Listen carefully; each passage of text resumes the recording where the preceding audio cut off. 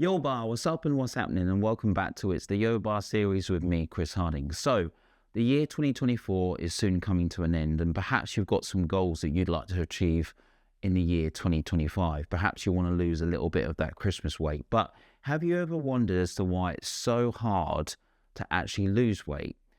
Well, what I want to do for you today is actually break down one of the key reasons that most people don't actually know, and that's this starch here, which is called amylopectin, and I'm going to break it down for you right here on It's the Yo Bar series. So when you're looking at this starch, which is called amylopectin, you have three different categories with amylopectin.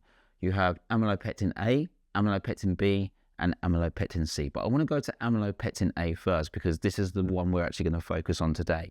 So you have wheat, cereals, pastries, and pizza.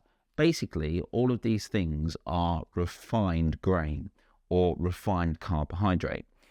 We'll look at the GI in a minute, but let's just go to amylopectin B. So amylopectin B, a little bit more natural foods, so things like potatoes, sweet potatoes, parsnips, and turnips. Then you've got amylopectin C, and amylopectin C has got things like lentils, chickpeas, kidney beans, things of that nature, okay? Now, if you look down here at the GI, so the GI is the glycemic index, and this is really important to understand. With the GI, you've actually got quite a high amount of GI response. So when you eat something which is a refined wheat, let's pick a cereal, the likelihood that the GI is going to be high is going to be between 70 and 100, which is really, really high. And I'm going to break that down for you a little bit later on. When you look at things like potatoes, parsnips, and turnips, the GI is actually between 50 and 70. So it's medium to low. So it's not going to spike your blood sugar as high as amylopectin A would, and amylopectin C is really low at 30 to 50, so they're more of your fibrous carbohydrates that you would consume. So what I want to do for you now is actually break down amylopectin A, and I'm going to compare it in the GI index to table sugar.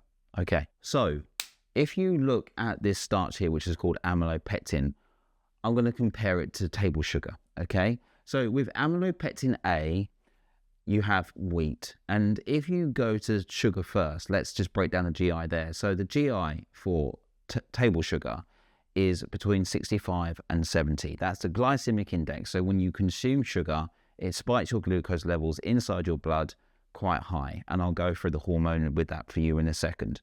With amylopectin A, when you have wheat, or the wheat in today's society, you have a GI, a glycemic index of between 70 and 100. So actually, wheat or refined grain actually spikes your blood glucose more than actual table sugar does. And there is a reason for that.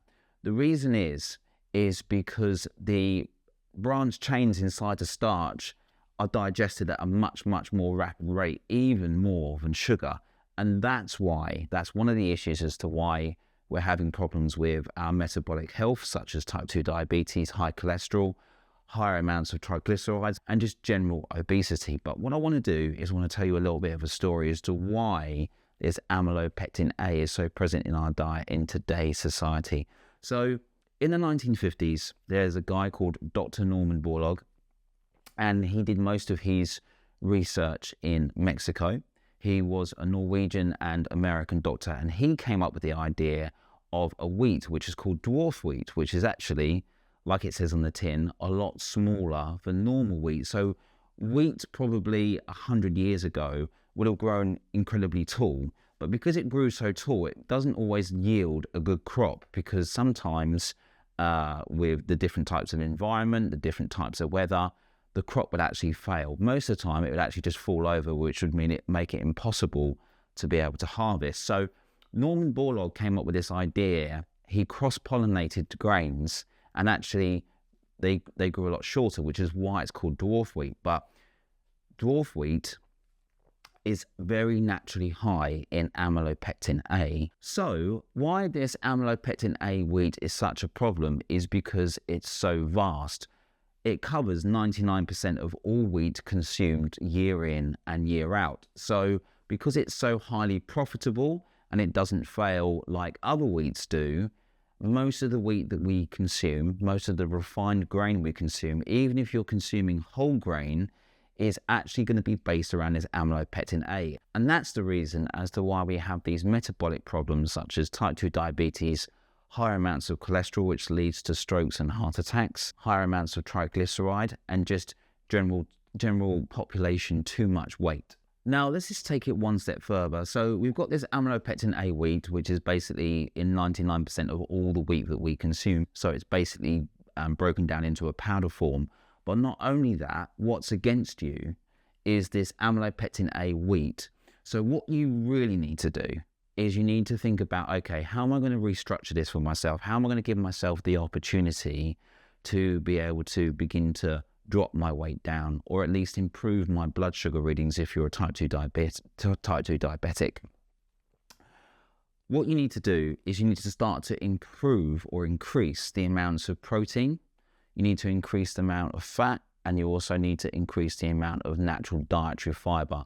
So more things like vegetables and beans and lentils like we went through earlier on with the amylopectin C has got a much lower glycemic index. But let me give you one more tool, one more key piece of advice.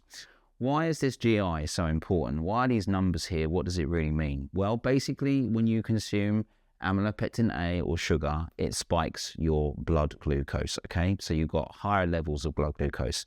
Now, if you were someone who didn't have huge amounts of amylopectin A, or you didn't have huge amounts of sugar in your diet, your body would probably be able to regulate it. But unfortunately, for a lot of people, why they get themselves into such trouble when it comes to these metabolic diseases, as I previously mentioned, is that they're spiking it constantly all the time because of the type of food that they're being fed. Why that is a problem is because having something which has got high amounts of sugar in, or spiking blood glucose, is actually going to spike another hormone which is called insulin. And when insulin is spiked, it is there to push down or revert back to normal the blood glucose. So you've got a high blood glucose amount, and the insulin is there to try and drop it back down. However, if this is spiked throughout the day, all the time, so you've got high blood sugar because you've had something which has got amylopectin A wheat in it, or anything which has got a refined carbohydrate, and you consume that, that is actually going to spike your insulin. Then your insulin is going to drop it back down, but when you consume it again, it's going to spike it, and it's all the time doing this. There's no harmonious equilibrium. There's nothing which is just level, because all these spikes, and these spikes have been proven to lead to more dopamine and serotonin hits, which means that you start to feel a little bit more addicted to these foods, and you actually start to feel more hungry because they're not very satisfying, and that's because they've been broken down. Your body just isn't used to being able to digest things like that. With that being said, with high amounts of insulin, that's going to lead to more weight. The more times you spike your insulin, especially when you're eating these types of foods, you're going to store weight rapidly, because insulin will just keep shoving the blood glucose, the spare blood glucose, which is too high, firstly into the muscle cells, but once the muscle cells are completely saturated, it's going to have to start storing it on the abdomen, which is what we call subcutaneous fat. Then, once the subcutaneous fat is full, you'll actually start to see organ fat back up, which is what we call visceral fat. So, when you're doing this too many times, when you're consuming these types of food too many times, you're starting to create more and more and more problems, and that's why we call obesity a disease. Weight in general has got so many negative side effects that we actually class it now as a disease, as well as things like type 2 diabetes. One key piece of information that I would like to give you before I go. One key thing is that if you look at these two, wheat or highly refined grains, let's say, so snacks, pizzas, donuts, pastries, anything like that, and you look at sugar, what's the other culprit? The other culprit is what I call big food. So you've heard of big pharma, but big food, or food companies, food corporations. When you see this amylopectin A-based wheat, or you see this sugar, those carbohydrates tend to be in marketed food products. So any food that you eat which is marketed to you is most likely got these two things probably in together, or if not one or the other. And again, that's going against you because it's being marketed to you, because it's being pushed at you. You feel like you have to buy it.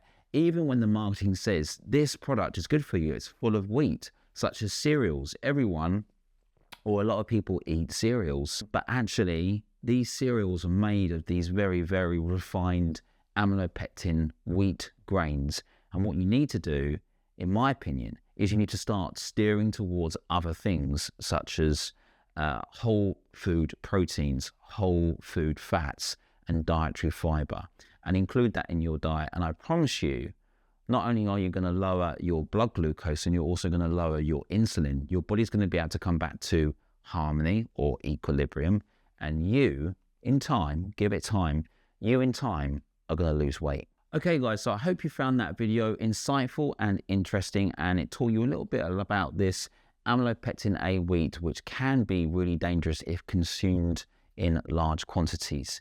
Anyway, until next time, be fit, be healthy, and of course, be a boss.